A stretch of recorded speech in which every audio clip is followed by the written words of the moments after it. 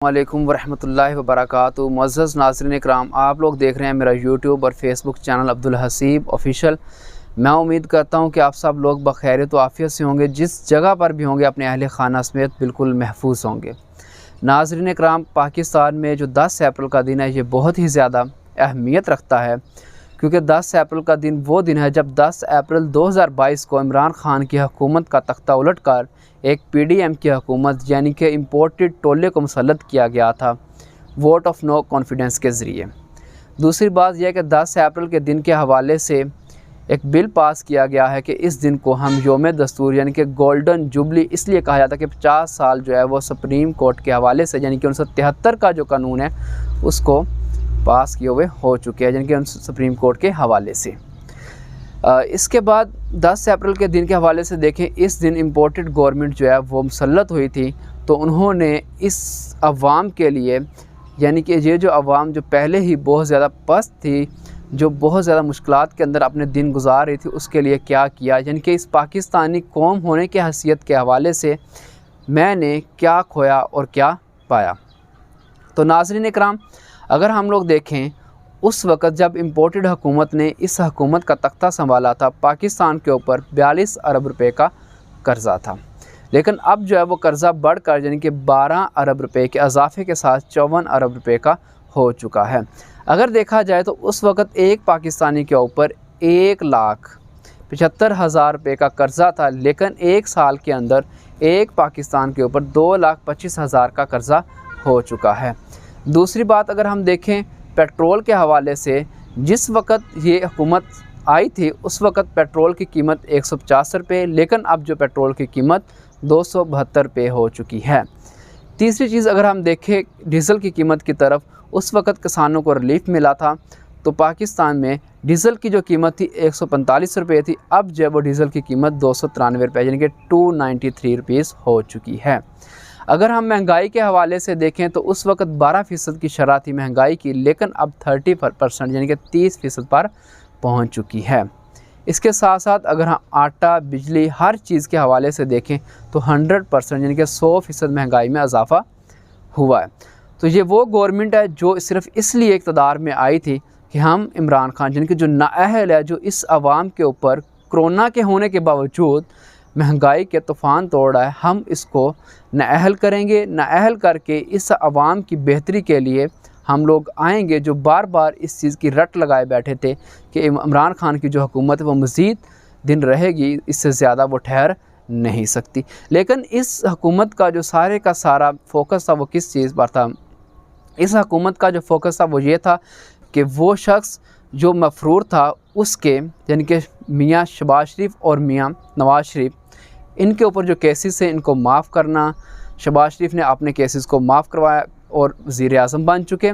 इसके अलावा वज़ीर ख़ज़ाना जो है इसहाक़ डार, इसके ऊपर केसेस से उनको माफ़ करवा के उनको कौमी ख़ज़ाने की चाबियाँ थमा दी। फिर इनके अपने बेटे हमज़ा शहबाज, सलमान शहबाज के ऊपर जो केसेस थे उनको भी ख़त्म किया गया। मरीम नवाज़ जो केसेस भुगत रही थी उनको बरी किया गया। यानी कि ये वो टोला है जो सिर्फ़ और सिर्फ इसलिए इक़्तिदार के अंदर आया, जो कि आवाम का नहीं, सिर्फ़ और सिर्फ अपना सोचने के लिए इक़्तिदार में आया था। ये इनकी कारकर्दगी थी। इसके अलावा हम देखें कि पहले सेहत कार्ड चलता था, उस सेहत कार्ड के हवाले से लोगों को लाखों का जो है वो इलाज फ्री में मुहैया किया जाता था, लेकिन अब वो सेहत कार्ड जो है वो ख़त्म कर दिया गया तकरीबन, क्योंकि अब लोग जो है वो बिलक रहे हैं इंसाफ के लिए और सेहत कार्ड के लिए, यानी कि वो अस्पताल के अंदर धक्के खा रहे हैं लेकिन उनके पास पैसे नहीं है। एक अच्छी खासी अमाउंट का जो इलाज पहले मुफ्त था अब वो मुफ्त नहीं रहा। फिर सबसे बड़ी बात यह है कि हुकूमत ने आइन की बालादस्ती के लिए जो दस्तूर है, योम दस्तूर गोल्डन जुबली के हवाले से दिन मनाने का ऐलान किया है। मेरा इस हुकूमत से एक सवाल है कि क्या आप लोग इलेक्शन ना करवा कर, इलेक्शन में ना जाकर, अपने आप को फ़ायदा पहुँचाकर, इस आवाम का गला घूंट कर, इस आवाम को नुकसान में डाल कर, इस आवाम का जो बुनियादी हक़ है वो छीन कर, कैसे आप सुप्रीम कोर्ट की आइन की बालादस्ती चाहते हैं? आप आइन को कैसे बावर करवा सकते हैं कि हम आपके साथ हैं? आप लोग तो आइन के मुखालिफ हैं, आप लोग इस आवाम के मुखालिफ हैं, आप लोग इस पाकिस्तान के मुखालिफ हैं। अगर आप लोग पाकिस्तान के साथ खड़े होते, हक़ के साथ खड़े होते, तो आज 90 दिन के अंदर इलेक्शन की जो डेट है वो अनाउंस की जाती। सुप्रीम कोर्ट के हवाले से देखा जाए, सुप्रीम कोर्ट ने ऐलान किया था कि इलेक्शन की जो है वो डेट अनाउंस हो चुकी। उसके बाद जो इसमें ख़र्चा होना है, यानी कि बिल जो है वो पास किया जाए, फ़ंड जो है वो जारी किया जाए इलेक्शन के हवाले से, तो उसमें इलेक्शन कमीशन भी जो है भाग रहा है और आवाम जो हमारी हुकूमत है वो भी भाग रही है। हुकूमत के हवाले से देखा जाए तो इसहाक डार ने एक कानून पास करवाने की कोशिश कर रहे हैं कि जो है इसमें यह है कि जो ख़जाना है, जो है ख़जाने के अंदर से हम इतना फ़ंड नहीं जारी कर सकते क्योंकि पाकिस्तान इस पोजीशन में नहीं है।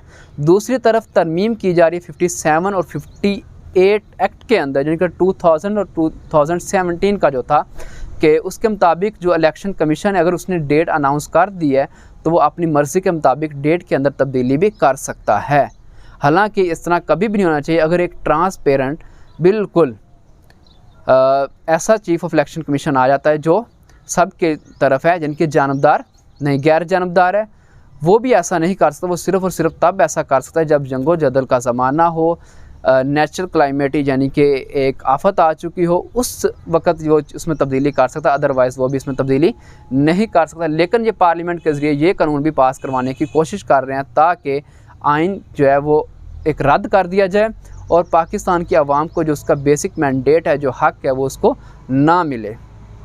उसके बाद अगर हम लोग देखें सुप्रीम कोर्ट के बाहर जो है वो जस्टिस काजी फ़ाइज़ ईसा ने जो तकरीर की है, उनके जो अल्फाज हैं उनसे मुझे कोई टकराव नहीं है, ना उनके अल्फाज के साथ मुझे कोई दिलचस्पी है, लेकिन उन्होंने जो भी कहा है वो बिल्कुल सही कहा है। लेकिन इस वक्त जब सुप्रीम कोर्ट के वकला और जजेस के अंदर पहले ही मुखालफत थी, उस वक्त बाहर आकर, यानी कि उनकी टाइमिंग बिल्कुल सही नहीं था, उनका सीक्वेंस सही नहीं था, इस वक्त आकर प्लेटफार्म के ऊपर ये बावर करवाना कि हम सियासी नहीं है, बल्कि अगर सियासत में से कोई भी बंदा केस लेके आता मेरे पास भी आएगा तो मैं उसके ख़िलाफ़ केस दूं, लेकिन मैं ऐसा नहीं करूंगा क्योंकि हम लोग आइन की बालादस्ती चाहते हैं। ये बातें तो उसकी बिल्कुल ठीक थी, लेकिन इस वक्त इस टाइमिंग के अंदर ये बात करना जिस वक्त चीफ़ जस्टिस और मुख्तलिफ़ वकला या मुख्तलिफ़ जजेस के दरमियान में पहले ही क्लैशेस है कि ये क्या चीज़ मतलब कि पहले चल रही है, तो अल्लाह ताला से यही दुआ हम लोग कर सकते हैं कि आइन की बालादस्ती हो पाकिस्तान के अंदर। ये इस्लामी जमहूरिया पाकिस्तान है, जो आवाम का बुनियादी हक़ है वो उनको मिलना चाहिए। वोट जल्द से जल्द हों, इलेक्शन जो है वो मुनक्कद किए जाएँ। वो टोला जो इस हुकूमत का है, जो है आवाम के ऊपर मुसल्लत हुआ है, वो उसको रद्द कर दे आवाम, क्योंकि आवाम अब मज़ीद इन लोगों को बर्दाश्त नहीं करना चाहती। आवाम चाहती है कि मैंडेट के मुताबिक एक शख्स चुनकर मुंतखब होकर आए और वही आवाम का सोचे। तो अवाम अगर हाँ इलेक्शन में जे आ भी जाते तो हो सकता है कि इलेक्शन में बारी अक्सरियत PTI के अलावा कोई और जमात ले जाए, पीपल पार्टी ले जाए, लेकिन आपका ये हक़ बनता है कि आप इलेक्शन करवाएं, आप इलेक्शन से फ़रार ना जाएं। ये आवाम का हक़ है, आप आवाम का हक़ आवाम को दें, आवाम से ये हक़ ना छीनें। अगर आप लोग आवाम से ये हक़ छीनेंगे तो आप कभी भी इस मुल्क की भलाई नहीं चाहते, आप बल्कि इस मुल्क को मज़ीद दंगा और फसाद की तरफ धकेलना चाहते हैं, क्योंकि पाकिस्तान अनारकी नहीं चाहता, आप लोग अनारकी चाहते हैं। जी नाज़रीन इकराम, इसके हवाले से आप अपनी राय को कमेंट के अंदर ज़रूर ज़ाहिर कीजिएगा। अल्लाह।